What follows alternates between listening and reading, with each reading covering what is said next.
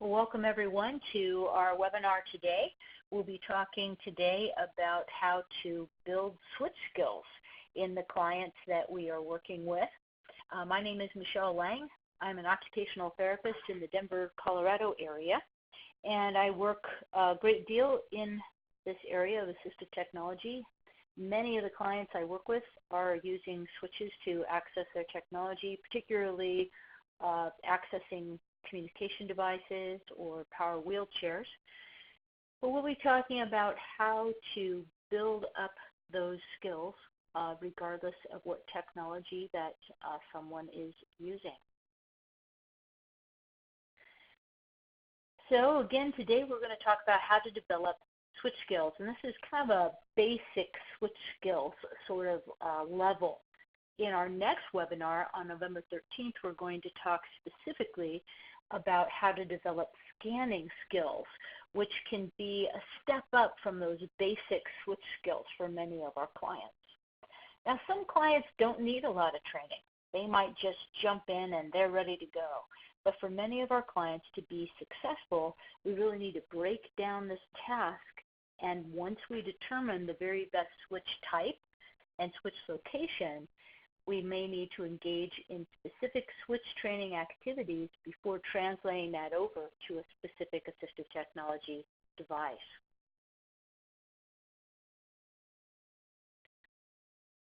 So developing switch skills is strategies to build those skills once we have determined, again, the most appropriate switch type and location. ABDA, and I have this on an upcoming slide here, but ABDA has a whole host of archived webinars in their ABDA University library, and there are some recent webinars that I did that cover those topics of how do I determine where to put a switch and what type of switch to use. So once we've determined those, then again we can do switch skill building. Specifically, we're looking at developing the required motor pattern so that the client can execute that motor pattern over and over to activate the switch, building endurance to use that switch throughout the day. That can be difficult for some of our clients, and developing automaticity, where the client doesn't really have to think at all about where the switch is. They're thinking more about the tasks that they're engaged in. All of these are goals of switch training. We're also going to visit some case studies to help illustrate this. Now, I want this to be practical for you, so I really encourage you to think about a client you're working with, perhaps a client in which you've pretty much decided this is the switch type and location we want, but now for this client to be successful with their technology, maybe I need to do some training, some practicing with them to develop these skills. And as we move through, jot down some notes for that particular client that might be helpful and try them out. Again, before developing these switch skills, an optimal switch site and type are identified, and positioning of the client is so critical.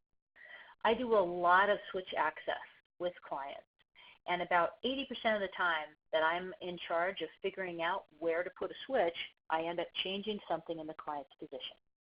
Sometimes it's because their position is really not optimal, and I have to do a lot of work. We might have to redo their whole seating system. Sometimes their seating is okay, but we need to modify something to support that switch access. So positioning is really important, determining the best switch type and site.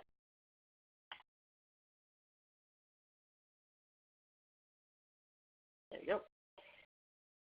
If you're working on switch skills with a client and you feel like they're kind of stalling out, then sometimes a reassessment might be needed. It might be that perhaps for that individual, the switch site or switch type aren't optimal.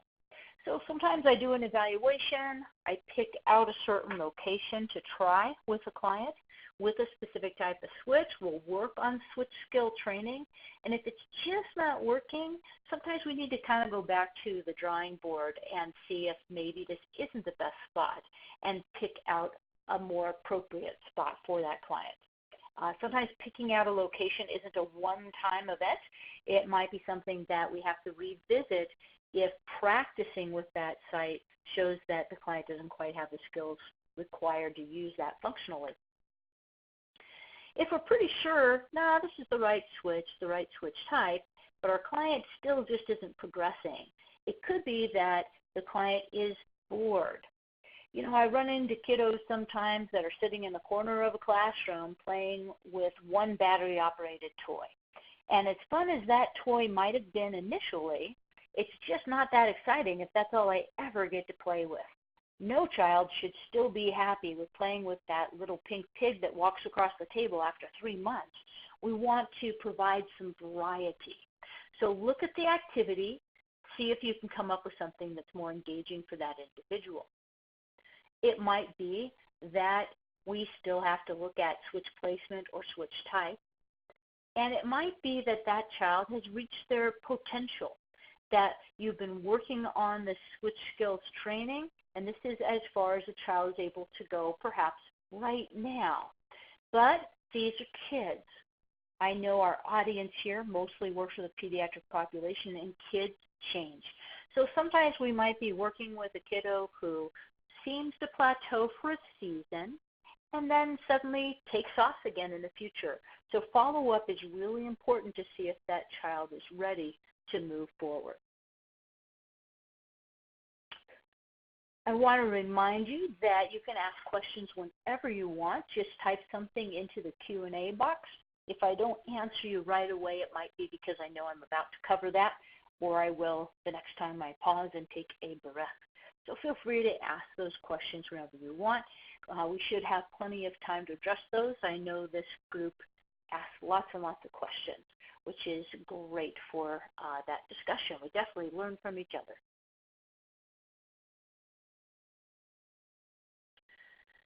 Okay, so let's talk some more about switch skill training.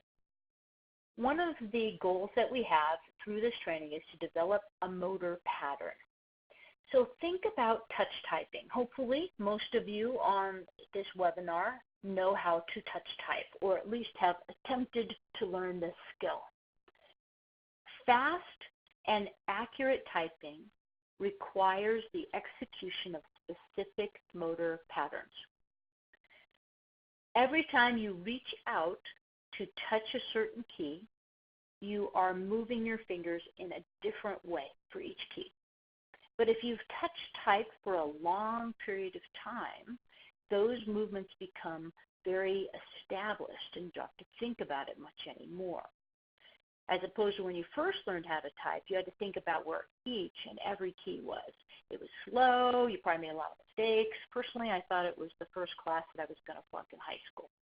So after time and repetition, practicing over and over and over again, instead of thinking about where's the letter J, I'm only thinking about the word that I want to type as a part of a sentence. So those motor patterns are well established. So developing a motor pattern or motor learning, such as hitting a switch, requires repetition. In order to activate this switch, the client has to reach the switch. They need to travel to the switch. They need to activate the switch, which, depending on the type of switch, may require force. If it's an electronic switch, force is not always required. And then the client needs to release the switch. So in this picture here, this young man for Reed has a switch under, let me grab my pointer here, that would help. He has a switch embedded in this mount, and he is actually positioned in his hospital bed at this point. This is a fiber optic switch. It does not require any force, but he does have to move towards it. Once he moves towards it, the switch is activated. So he has a certain amount of travel. This particular switch does not require any force, and then he has to move away from it to release that activation. Now, there's some interesting research about developing these motor patterns. Motor skill acquisition can be characterized as a slow reduction in movement variability. Well, that's a mouthful. Basically, what that means is that the more we practice a movement, the less variation there is in that movement. We become more accurate, more efficient. So we'll see over time, as someone is acquiring a motor skill, that their speed and accuracy improves. That repetition improves that, and there's reductions again in that variability of the movement. Think about a child who's learning how to walk. One of my little cousins just learned how to walk last week. Well, her walking, you can imagine, is a little wobbly right now. There's a lot of variability in her ambulation across the room. She pops down on her little bottom a lot and then comes right back up. But I bet that within just a couple months, she'll be running around the house. Why? Well, because she's going to practice. She is acquiring these motor skills. And she doesn't realize it, but she's giving herself therapy all day, every day, because she's so excited about this new skill. So she tries hard all day long to pull herself up, to walk across the room, and each time she practices, her skills improve. She can go a little faster and more accurately. In the case of walking, that means less variability in her movement. We know that from a neurological standpoint that repetition creates changes in our brain, particularly in the motor area of our brain, but also in the sensory area of our brain. And what that means is we've got more going on between the neurons. So there is more connections and smoother connections between neurons the more we practice a movement. So we've got more neurons on board helping with an activity, or the individual neurons are somewhat fine-tuned. And this has been shown through research, and this is an example of a study here.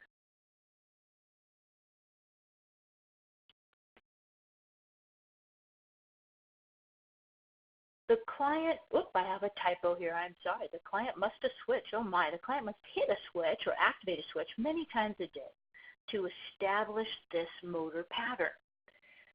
And we know that's going to vary with each client.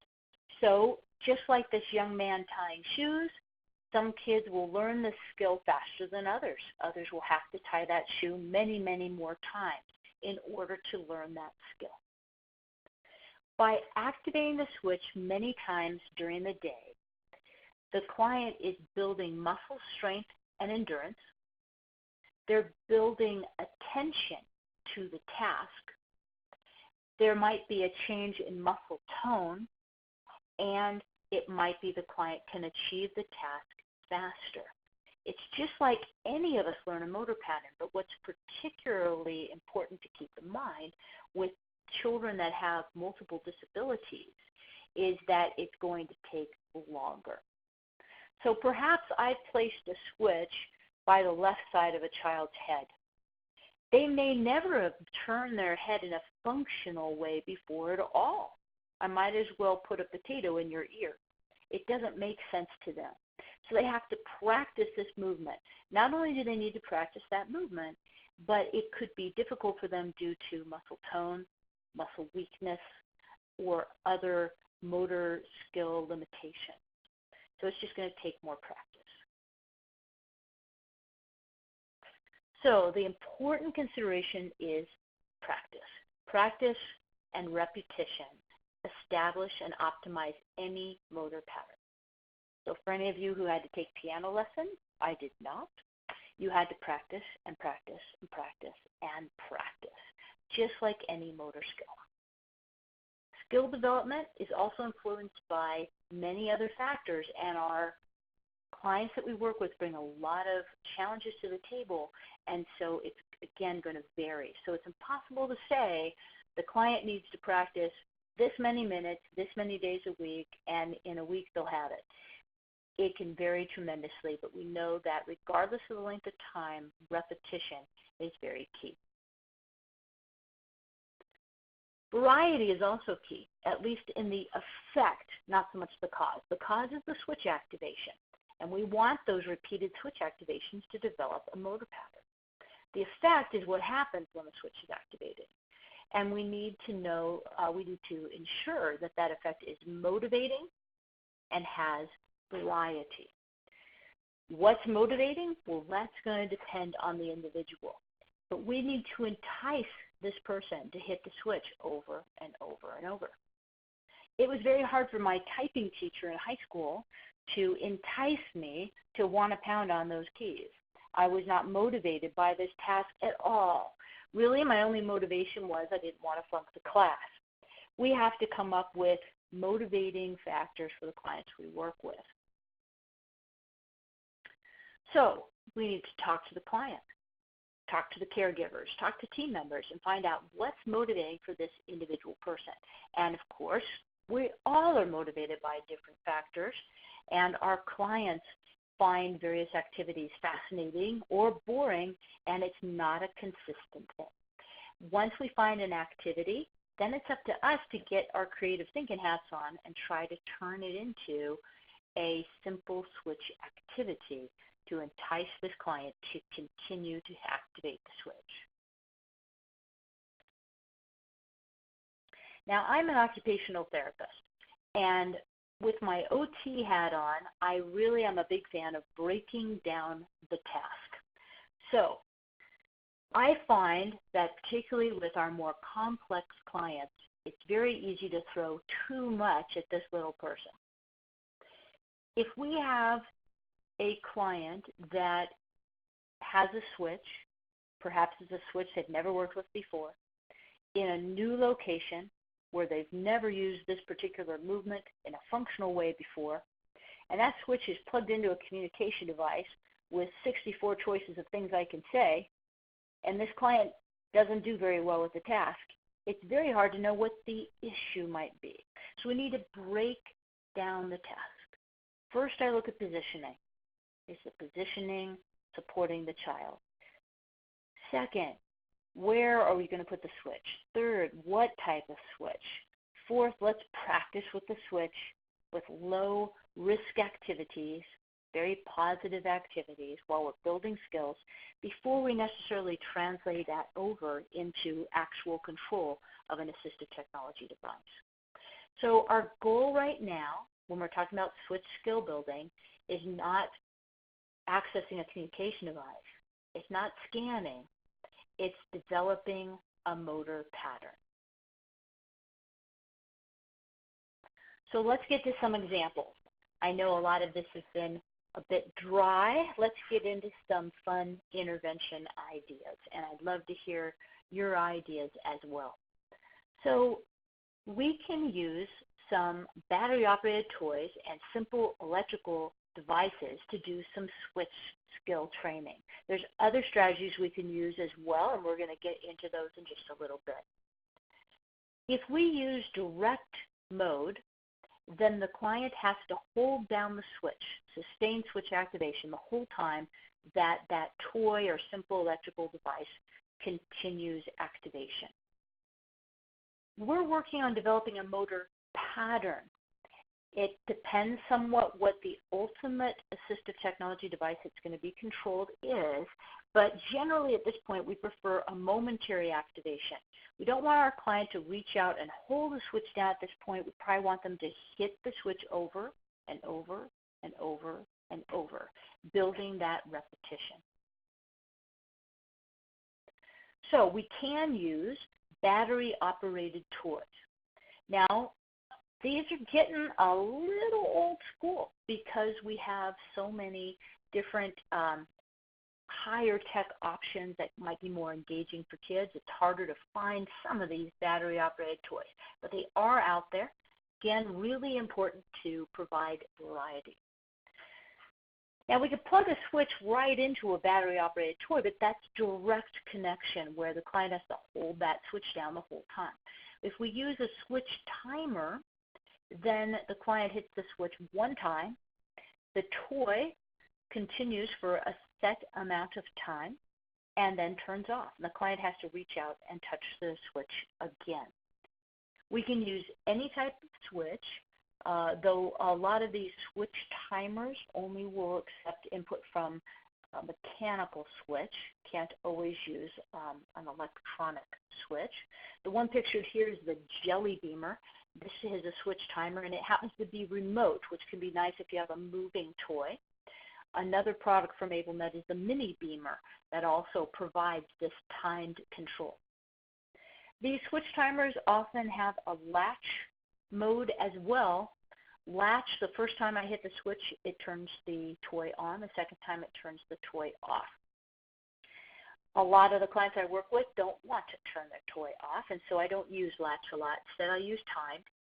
And that timed control is often, depending on the technology, somewhere between 0 to 60 seconds or 0 to 60 minutes. Often I choose something that's about 10 seconds, if that doesn't drive my client crazy, 10 or 20 seconds. Toy goes off, they need to reach out and hit the switch again, because again, our goal is repetition.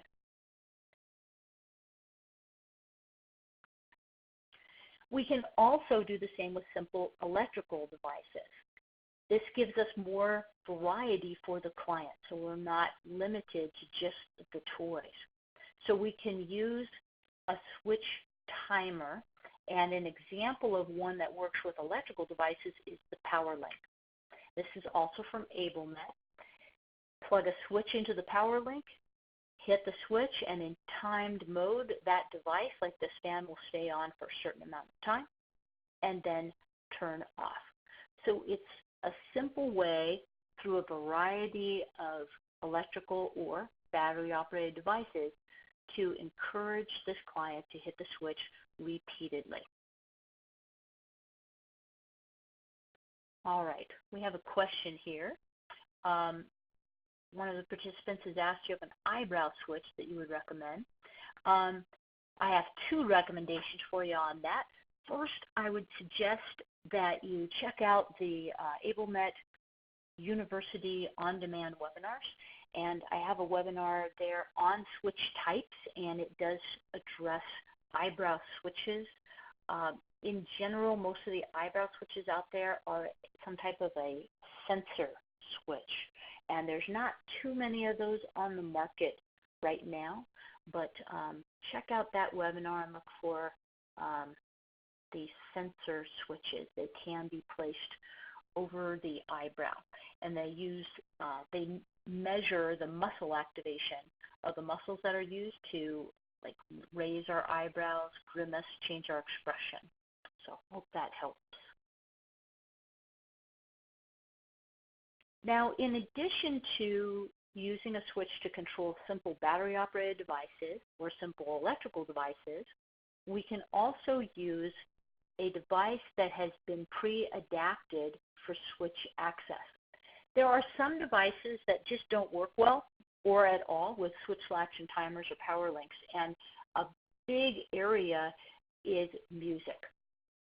So if a lot of our clients love music, if we have clients that want to listen to a CD or listen to MP3 files, which we can provide in a lot of different ways, then we need to use something that's been pre-adapted. Enabling Devices has some of these particular adapted musical devices, so does some other companies such as RJ Cooper, where you can get something and allow some simple switch control. So either hitting the switch might turn the music on and then turn the music off, or it might move to the next song, it might pause and play. It's important to look at the mechanism of that particular device. Because our technology changes so quickly and CDs are kind of going away, check out their websites if you're going to be recommending this for a client, because the specific models do tend to change over time, and sometimes as a result the features do as well. Another way of enticing this child to keep hitting the switch and building these motor patterns is to use the computer. There are a lot of cool single switch software programs out there. Some of these have been around for a long time, but they can still be very engaging for the clients that we work with. And so I would still encourage you to check them out. There's a lot of options out there to match an individual client's interest and provide variety. And I really like that because as engaging as some of these games are, well, they're only engaging for so long. And it's important to continue to entice that child to hit the switch. So what is required? Well, you have to have a computer. You have to have some type of switch interface, such as the hitch pictured here, and the appropriate switch, and of course, switch placement. You plug the switch into the appropriate jack on the interface. It depends on your switch interface.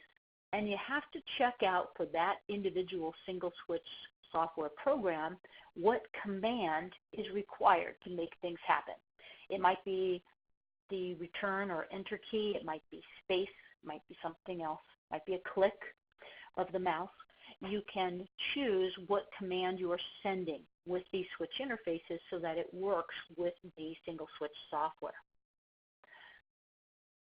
So let's look at a couple examples here.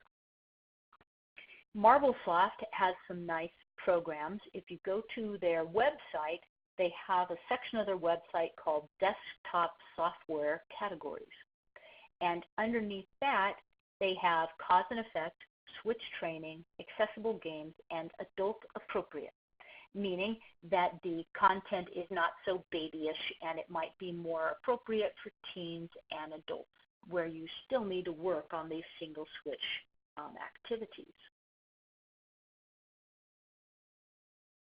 Some of the examples that they sell through Marblesoft are Switch Arcade, Switch Wars, Switch Puzzles, and the Soft Touch series. So lots and lots of options. A lot of the clients I work with love Switch Wars. So in a more cause and effect level of Switch Wars, there'll be a spaceship that's humming across the screen, and it might start off nice and slow. And if the client hits their switch, the spaceship blows up, and there's lots of sound effects and noise, and it changes up what happens each time you hit the switch, providing some of that variety. You can make the game more complicated as you move along and even use it to practice some scanning skills in the future. But just starting off, you can use it to just encourage this client to keep hitting the switch. Switch Arcade is like going to an old arcade on a boardwalk somewhere, and there's all sorts of games like throwing darts at balloons or baseballs at breakable plates, and lots of special effects and sound effects.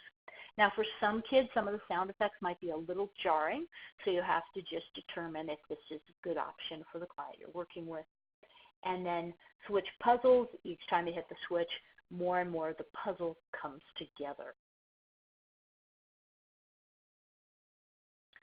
Another place you can get single switch software is Inclusive TLC. They have a number of programs. Some of the programs that work well when we're working on the switch training stuff is 1, 2, 3 Paint, and that's pictured here. Each time you push a switch, something gets painted, completing the picture. Many of these games also have levels of play, so you can start off with the simplest level of engagement and move on from there. Big Bang, Press to Play, Switch It Face Maker is a popular one where you build faces, and the faces, of course, are nice and silly, and that's always helpful for our clients as well. But as much as there are very fun games available that we can use for switch training, everybody wants to use those tablets, right? There's a lot of advantages to using a tablet. I work with far more families that have a tablet at home than have a computer. The apps are also quite inexpensive compared to some of the software that's out there. So sometimes we can get the very same training activity, but for a fraction of the price. You can also bring it with you quite readily. So if this client is hanging out waiting for the doctor, They can play this in the waiting room. There's a lot of advantages to this more mobile technology. There are more and more apps that are available that can be readily controlled by a single switch. Some are designed to work on the very same skills as the single switch software. Sometimes, depending on the tablet though, we do need a Bluetooth switch, some type of switch interface. So let's look at some examples.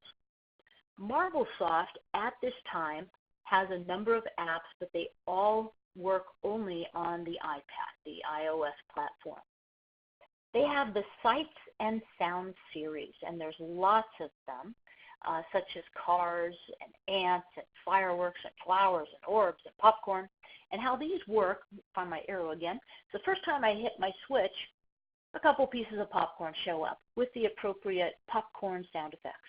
Each time I hit my switch, more and more and more popcorn fills the screen. And if that doesn't ring your bell, you can do the same thing with cars or fireworks or flowers or many, many other options. So it allows you to find something that is engaging for that individual client. Depending on your setting, if you're working with a number of clients, you can try any one of these in the series, and if popcorn isn't fun for Sally, it might be fun for Bobby. They have Switch accessible puzzles, Switch Kids, and more. So lots and lots of apps. I would encourage you to go check out their website to see what some of those choices are. Inclusive TLC also has a number of apps. Their apps are available for iOS and Android platforms. Some are designed specifically for single switch access. The ones that are not can often be still accessed by a switch. Some of their examples are Space Shooter, Little Lost Penguin, and Train Tracker. Some of you might have already played with these.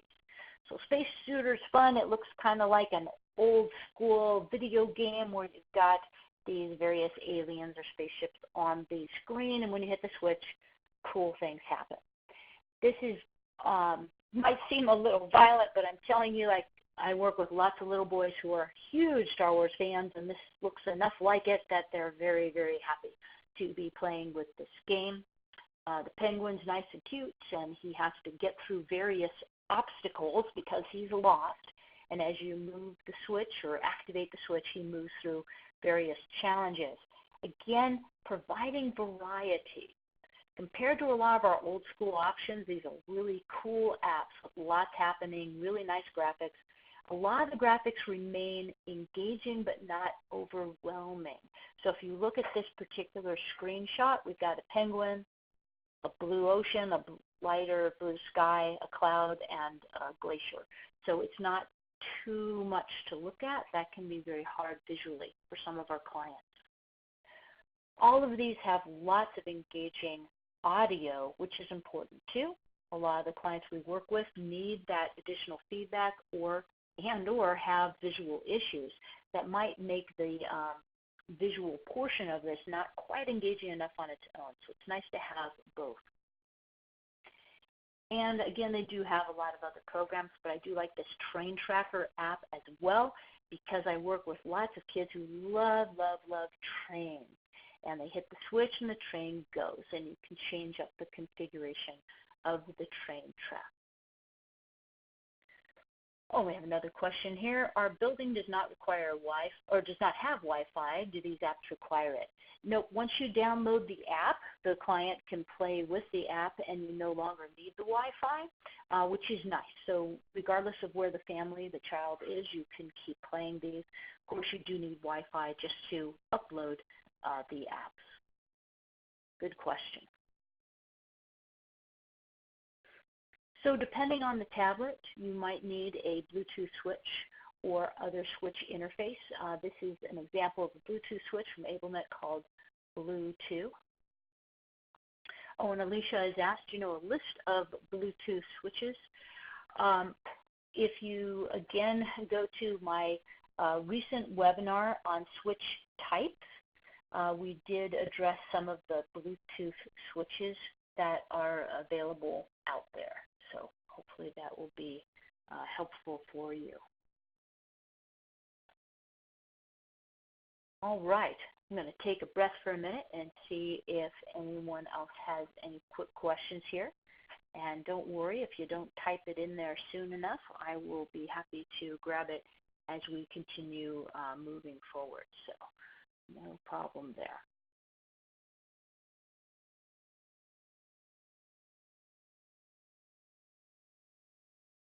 All right. Oh, there we go. Lisa has asked, does the Hook Plus from AbleNet not work with the iOS apps? You know, I am familiar with the Hook, and but it's not my best skill as the Hook Plus. Deb, do you mind answering that one for us? And I'd be happy to read your answer there. I believe you can use the Hook Plus.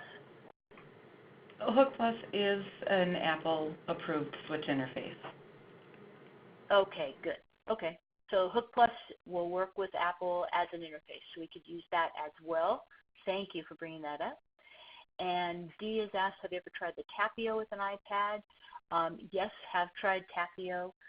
It's a direct connection, but it is nice, and then we don't have to worry about recharging Bluetooth switches and stuff. So that's another good option. Thank you. All right. Building endurance. I have placed switches in many, many locations around my clients' bodies where they have that volitional control. And sometimes it's in a spot where this client really has not had to move in that pattern before in a functional way. Not only does that mean we need to establish a motor pattern, but we need to often build endurance. So if this is movement with muscles the client hasn't used purposely in the past, then endurance is something that has to build.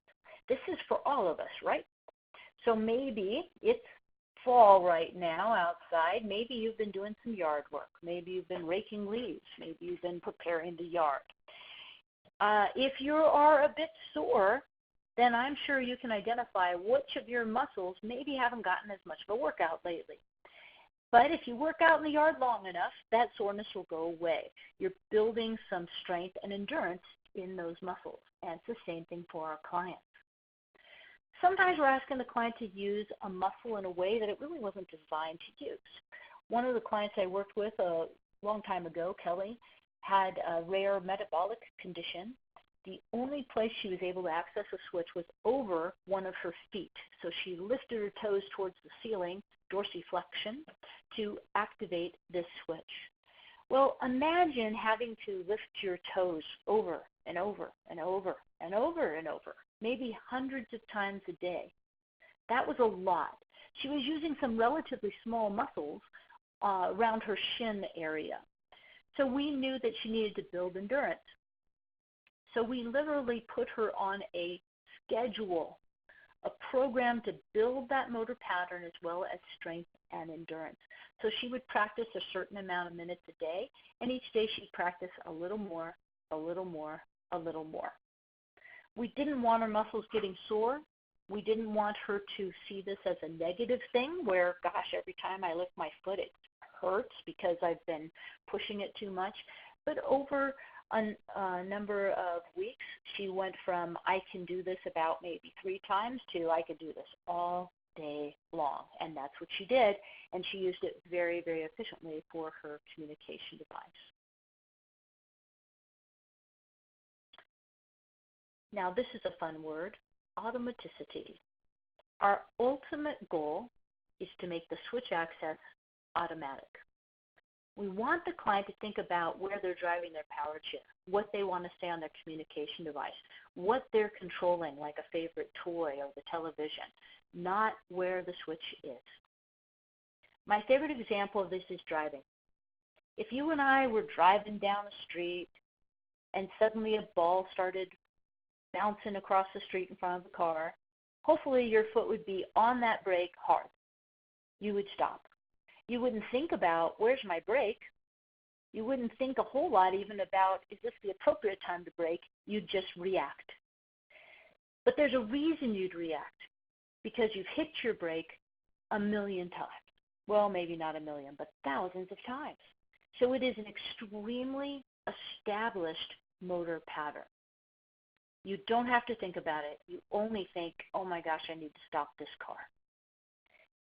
If I broke into your car and moved your brake around a little bit each night, and you didn't get into an accident, you'd come find me and beat me up.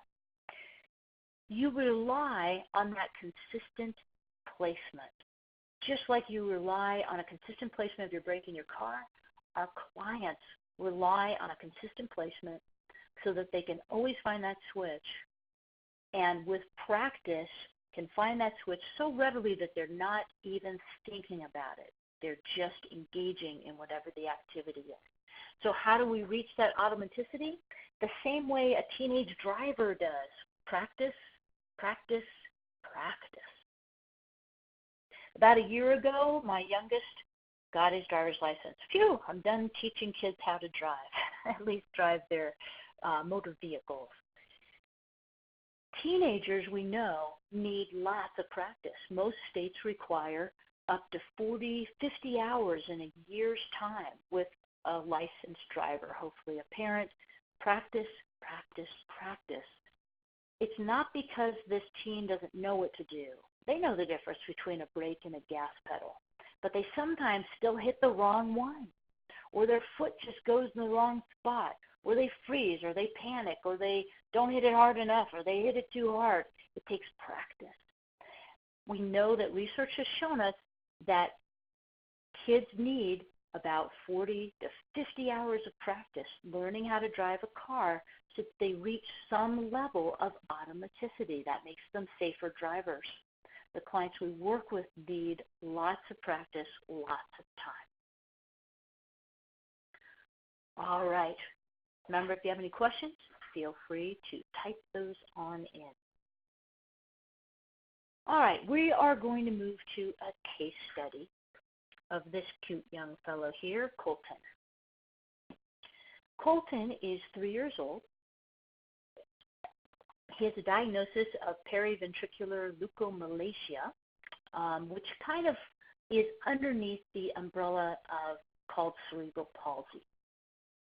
A lot of the younger clients I work with, instead of having a diagnosis such as cerebral palsy or a sole diagnosis of that, because of medical advances, we have a better idea of what is creating the issues for that individual child. He also has a genetic condition. He has cortical visual impairment, and he has seizure activity. Colton is also very medically fragile and just recently was released from his last hospitalization.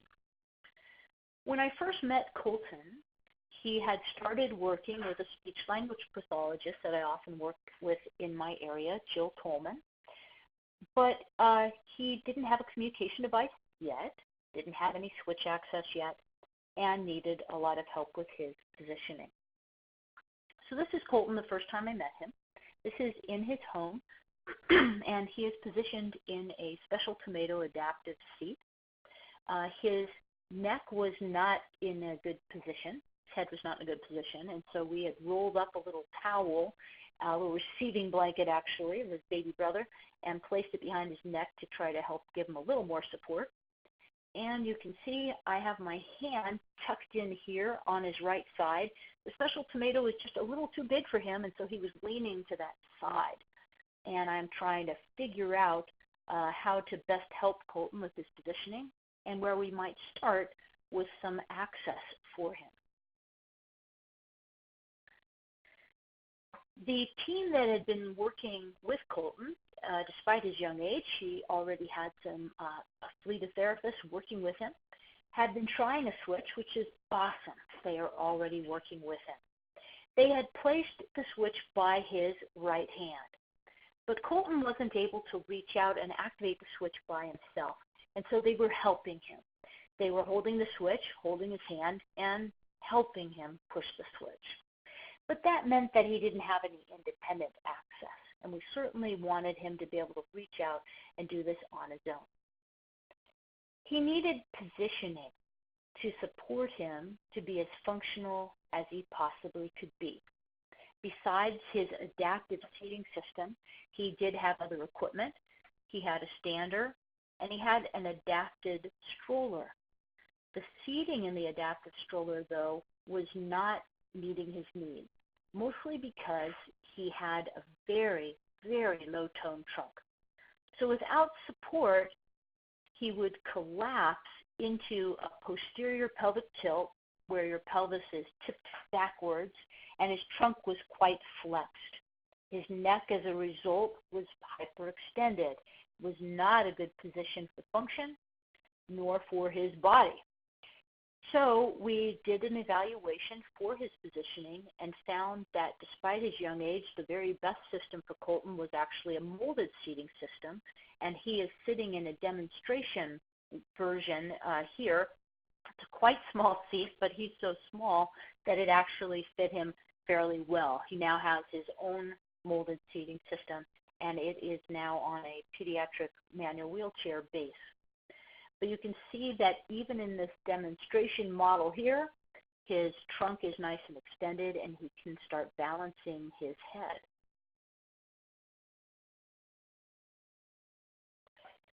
So his previous seating was in an adaptive stroller called the Kid Cart Voyage, and this special tomato seat, as we saw initially on this picture here on the left side. The new seating was molded. Again, this is just a demonstration. This is not his. So you can see it from the front and the side. And on his own version, he has a pelvic belt to keep his bottom in place. He also has shoulder straps to help extend his trunk, and he has a head support behind his head, and he's doing very well in that. Now, we could have attempted to mount this within his stroller, but his stroller base was not functioning right. It was broken, actually. And we decided, after discussion with the family about pros and cons of staying with an adaptive stroller versus a manual wheelchair, to go ahead with the manual wheelchair. It folds up about as small as his adaptive stroller, and the family can transport it. That's very important because Colton is a twin. So his mom is also transporting his brother and his new baby brother at the time. So they have a van full of kids, and they need to fold that up. Colton is small enough that he rides in a car seat, and that's the safest place for him to be right now. So the first time I saw Colton, before he was in his molded seat, I wanted to get a sense of what he might be able to do with his access. He was able to use a jelly bean switch by the left side of his head. I put this by his cheek because I wanted him to be able to see it and feel it with his cheek, because this was something new.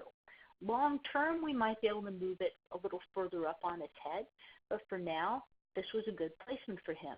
He was able, even in the suboptimal positioning of the generic adapted seat, special tomato, he was able to turn his head and activate the switch.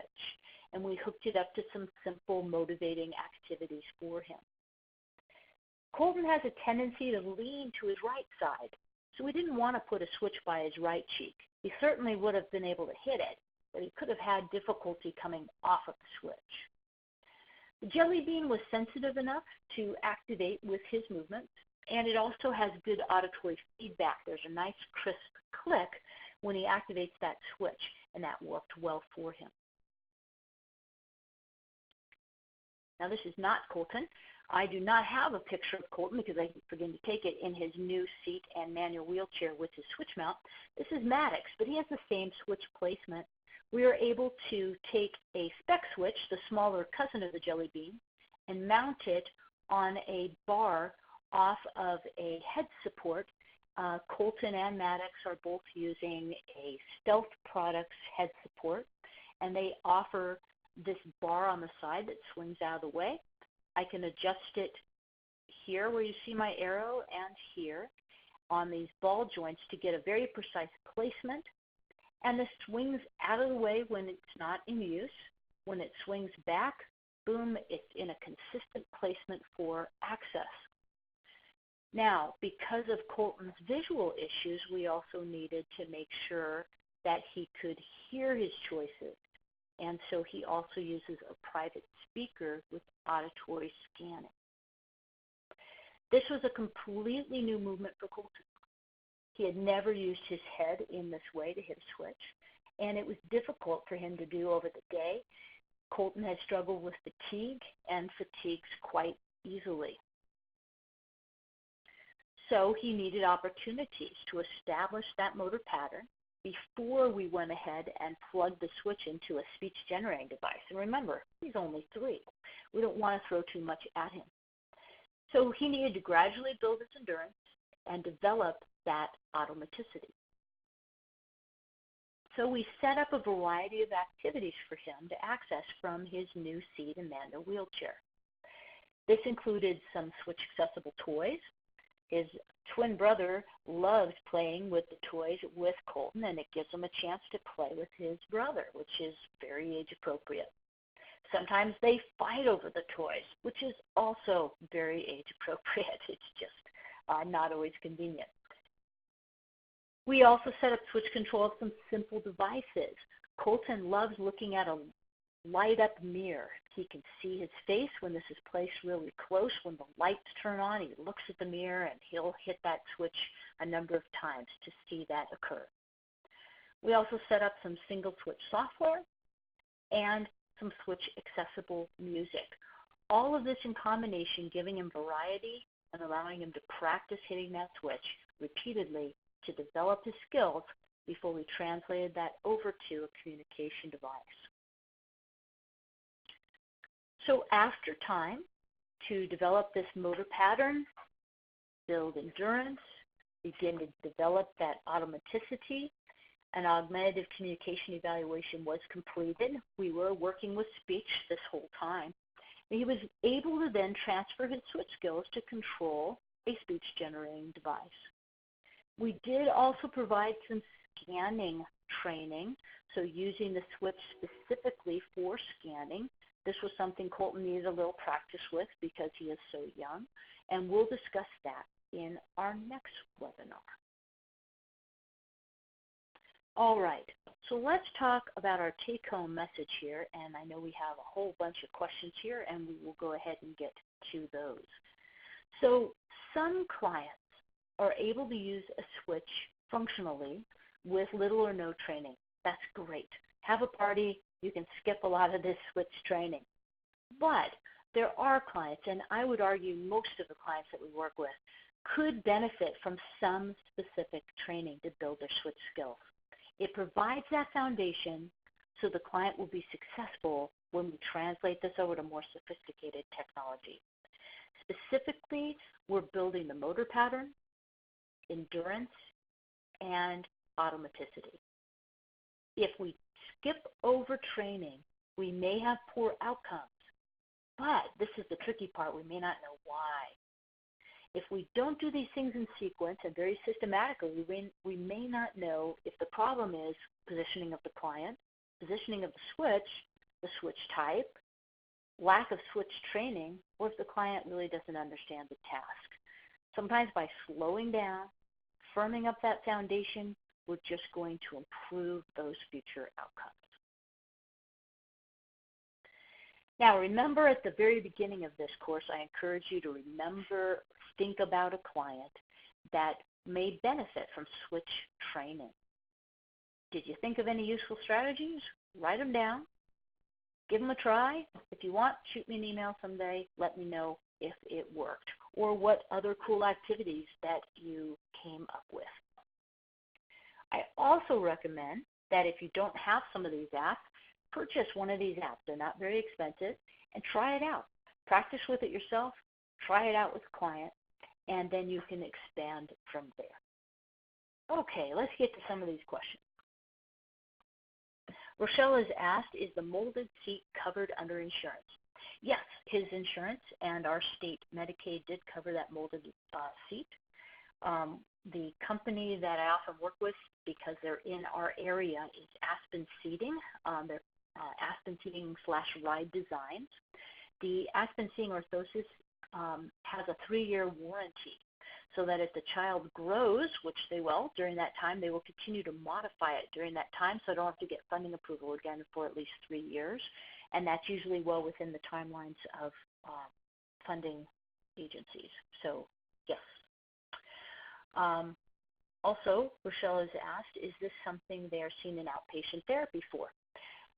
Definitely you can do switch training as a part of outpatient therapy or therapy within school, where it becomes part of the school day. My schedule gets quite limited. I mostly, when I see clients, do evaluation. So what I will try to do is develop a program for switch training. I might see the client several times depending on the client, but after that I really try to quickly turn that over to somebody else, either the family or perhaps the school, if this is something that can be incorporated into the school day, so that those switch training activities occur. Part of that switch training program is also going to include how to help the client to continue to progress. I don't want that switch training program to be, here's a battery-operated toy and play with this 20 minutes when you think about it, because that gets boring too quickly. I want my client to stay engaged, stay motivated, and continue to progress. So I might need to check in with my switch trainers periodically to ensure that the client is still making progress. All right, and Alicia has asked, how do you fund these switch arrays, meaning like what is supporting the switch on the head array for Maddox? It really becomes part of the positioning equipment. So in the case of Colton and Maddox, they already needed a head support. I added on the equipment that was required to support and mount the switch in this location. And simply that becomes part of the letter of medical necessity, explaining that this switch type and this placement is required for the child to access this technology. And really just, I have challenges with funding in a lot of areas working in this field, but I really don't have difficulty getting funding for switches and switch mounts. It's just been a non-issue. So yes, usually funding is quite readily available. Rochelle has clarified, sorry, I meant, is the molded seat usually measured in outpatient? Oh, well, a molded seat is a very expensive and specific piece of equipment. It definitely falls under complex rehab equipment. And for that, we really need to refer a child for a wheelchair seating and mobility evaluation with a team that specializes in that, so they can determine, is a molded seat really required? You certainly provide your input. And then once that decision has been made, yes, this child should have a molded seat, for example, like Colton. In Colton's case, once that evaluation is complete and funding is achieved, what we do then is capture the shape of the client. And each type of molded seat has a different shape capture process. But in Colton's case, part of it involves what kind of looks like a big bean bag. It has teeny little beads in it. You mold the client shape with that, suck all the air out to hold the shape of this bean bag. There's special digital technology that captures that shape and translates it into the actual molded seating system. That's as fast as I can explain that. But very cool, sophisticated technology, and it's fitted to the client. Alicia's asked, who tends to seek you out for consultations? Schools, EI therapists, families, etc. It depends, of course, on the client. Most of the client referrals that I receive personally are through Jill Tolman's practice. Again, speech therapists in our area that specializes in augmentative communication for children with multiple disabilities, and most of those kids need positioning and access. So that's where I work with her. And Allison has asked, do I have an example of your training schedule for increasing endurance? You know, I don't have a specific example. That would be a great handout, but I do not. It does vary quite a bit. I think the main things to keep in mind in developing that program are what are the activities going to be, providing that variety, making sure there are motivating activities for that individual, and then deciding how often and for how long do I think I can get this particular child to engage in these activities to keep hitting that switch over and over and over. Another question, do the AAC specialist SLPs that you work with run private practices? Yes, this particular situation, this is a private practice. There can be people work in the in the school settings or an inpatient or outpatient setting that could work in this as well through like a hospital. So all sorts of options out there for practice settings. All right, well, we are just about at the end of our time today. So I'm going to make sure you have my contact information here. And for those of you who need to go, thank you very much for attending. I think you'll get a little survey that will show up, and you can complete that, and you will be receiving a handout of this PowerPoint, a PDF of the PowerPoint. If you have more questions, I will hang on for a few minutes here and make sure we answer those for you as well. And remember, our next webinar is next month, and that is on developing switch scanning skills particularly. And I just totally forgot when that was, November 13th. So hopefully you can join us for that one as well. So again, I'll hang on for a few minutes if people have questions. For those of you who need to go, thanks very much for attending.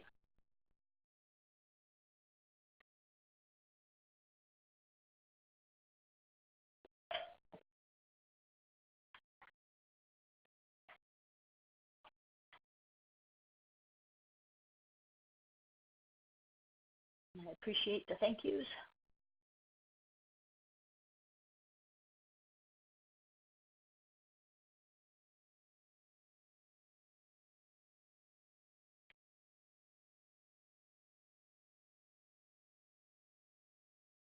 And I see a lot of people are typing, so no worries. We will wait, make sure that there's no more questions.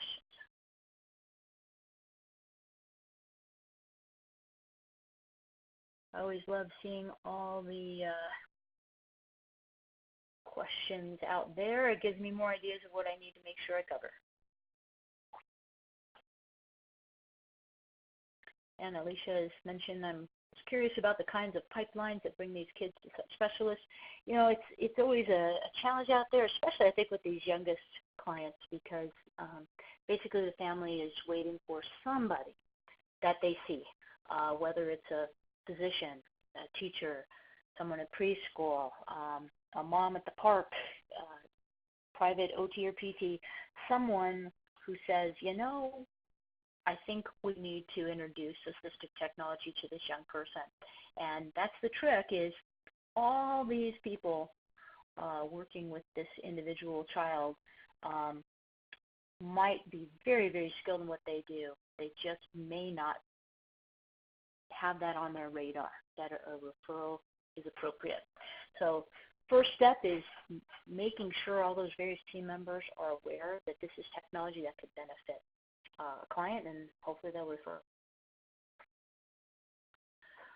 Alicia said the only Bluetooth switch that I saw in the previous webinar was the Bluetooth. Are there any others you can think of? Well, that's a good question.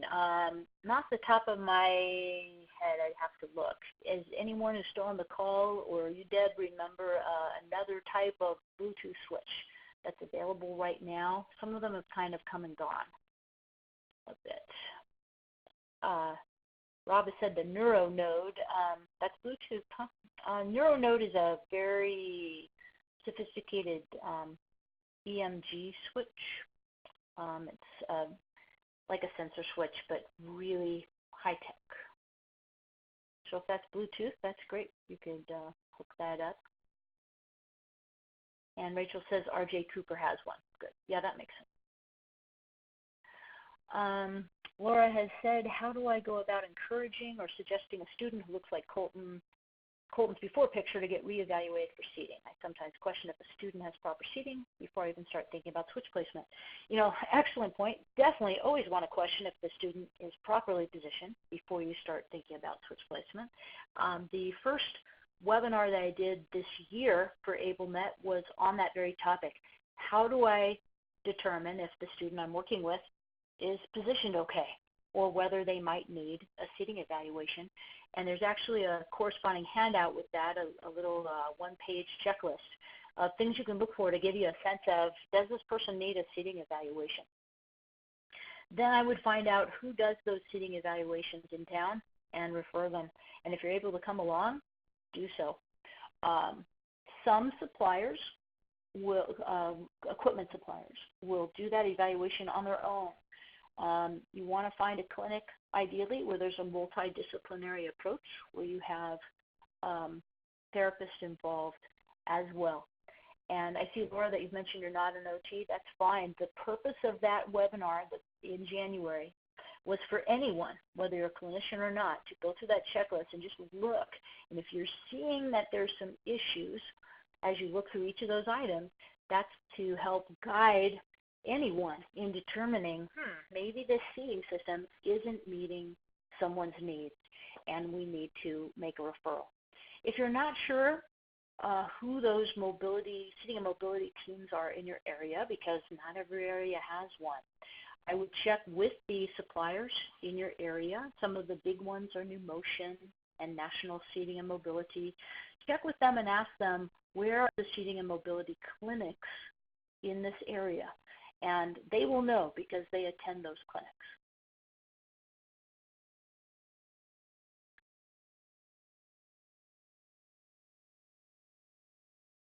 All right.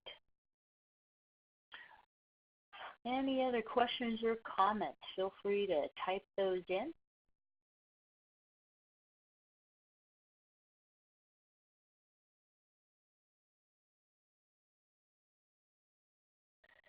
Laura has just clarified that she's concerned about stepping on the toes of outside therapists. It's always tricky, and I think one challenge with working with young kids particularly is there's abundance of team members, many, many people. And so it can be hard sometimes to build consensus in that team.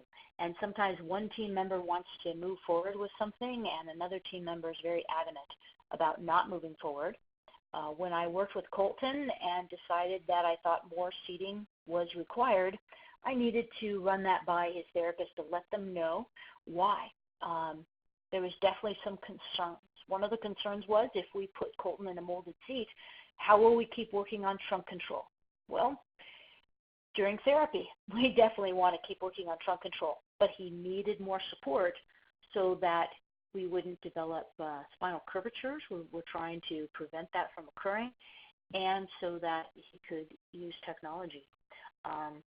So trying to keep connecting with the team, and I am definitely guilty of not always remembering to do that. Sometimes I'm not aware of everyone who's on that team. Building that consensus is important. So I'm not seeing any other questions or comments at this time. That was great discussion, and I appreciate all of you who hung in there to listen to some of that discussion. I hope it was helpful. If you are still typing a question or comment, keep doing it so I can see it, or just give me a quick hold on so that we do so. But if I don't see that, then we're going to go ahead and wrap up this webinar, and hopefully I will see you at our next webinar. Thanks again.